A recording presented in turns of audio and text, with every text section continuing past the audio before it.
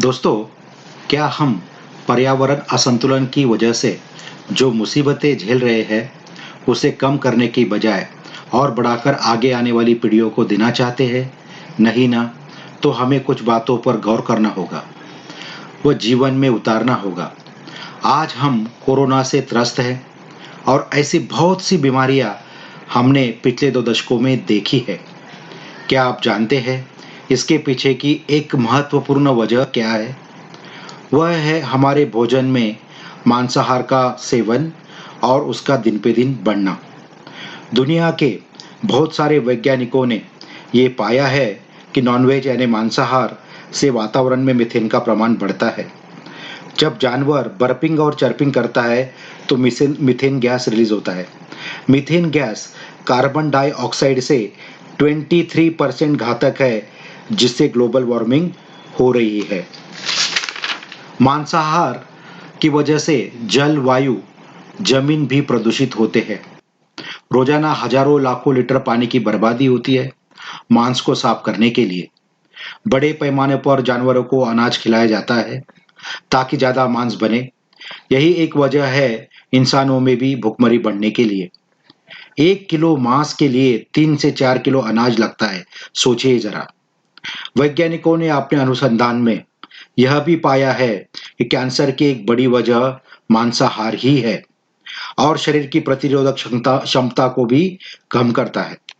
हृदय रोग, blood pressure, diabetes जैसी अनगिनत बीमारियों का कारण भी मांसाहार है। जानवर को मारते वक्त वह शरीर में एड्रेनाइल केमिकल को रिलीज करता है। वह स्लो पॉइजन का भी काम करता है।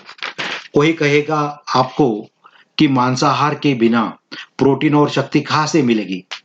तो उन्हें बताएं, अश्व और हाथी दोनों शाकाहारी है और दोनों की क्षमताएं हम सब जानते हैं। दूध, घी, दही, पनीर, अलग-अलग तरह की दालें और सब्जियों में बड़ी मात्रा में प्रोटीन पाया जाता है। पर्यावरण का संतुलन पुनर्स्थापित करने के लिए और एक कदम जरूरी है, वह है ज्यादा से ज्यादा पेड़ों को बढ़ाना, गांवों और शहरों में उसको लगाना। क्या आप जानते हैं, हमारे जीवन काल में हम करीब 17 पेड़ों को ऑक्सीजन ग्रहण करते हैं, जो कि हमारे जीवन की आवश्यकता है। लेकिन हम कितने पेड़ लगाते हैं, क्या कभी हमने सोचा है? A4 साइज पेपर की 3000 कॉपीज यानी एक पेड़ की कटाई होती है। सोचिए, हमारे जीवन काल में हमारी वजह से कितने पेड़ कटते हैं। क्या हमारी जिम्मेदारी नहीं बनती कि हम ज्यादा से ज्यादा पेड़ लगाएं और उनका संवर्धन करें, ताकि अलग अलग वातावरण में जो समस्याएं, पर्यावरण में जो समस्याएं उभर कर आ रही है, उसका निदान कर सके। तीसरी महत्वपूर्ण बात है, वह है हमारे गौ माता का संरक्षण व संवर्धन।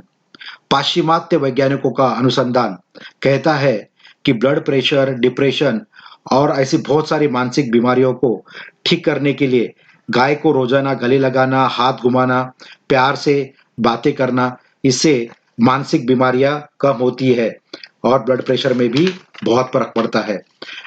गाय का दूध और उससे बनने वाली अलग अलग चीजें जैसे दही, घी, पनीर, चीज शारीरिक व मानसिक पोषण में महत्वपूर्ण भूमिका निभाती है। गाय का घी का दिया जलाने और हवन में डालने से वातावरण में ऑक्सीजन की मात्रा बढ़ती है और वातावरण शुद्ध भी होता है। 10 ग्राम घी यदि हम हवन में या यज्ञ में डालते हैं तो उससे 1 टन ऑक्सीजन की उत्पत्ति होती है। इतना ये गाय का भी घी हमारे जीवन के लिए अच्छा है। गाय का गोबर खेती में कीटनाशक, जंतुनाशक व खाद के रूप में भी इस्तेमाल होता है। वैज्ञानिकों ने पाया है कि गोबर रेडियो एक्टिव घातक किरणों से भी बचाता है। गाय के गोमूत्र से कैंसर जैसी खतरनाक बीमारियों का इलाज किया जा रहा है। अमेरिका की 7 कंपनियों ने गोमूत्र का पेटेंट लिया है और उससे शरीर की अलग अलग व्याधियों के लिए दवाई बनाकर उसे उपयोग में लाया जा रहा है और इसके अनगिनत फायदे लोगों को महसूस हो रहे हैं। ये यूरोप और अमेरिका में बड़े पैमाने में इसका इस्तेमाल हो रहा है। फिर भी हम भारतीय क्या इस पे कुछ काम कर सकते हैं? हम क्या हमारे अपने जीवन में आहार आचरण के प्रति बदलाव लाकर भविष्य में आने वाली पीढ़ियों को अच्छा जीवन दे सकते हैं? आज हम यदि कुछ बदलाव करेंगे, तभी जाकर हमारी भविष्य की पीढ़ियों को, जो आज पर्यावरण की वजह से अलग-अलग नुकसान हो रहे हैं, तकलीफें झेलनी पड़ रही है, कोरोना जैसी बीमारियों का सामना करना पड़ रहा है, उन सबसे उन्हें छुटकारा मिलेगा और अच्छा जीवन व्यतीत करने को मिलेगा। हमें ज़रूर इस पे सोचना चाहिए। वंदे मातरम।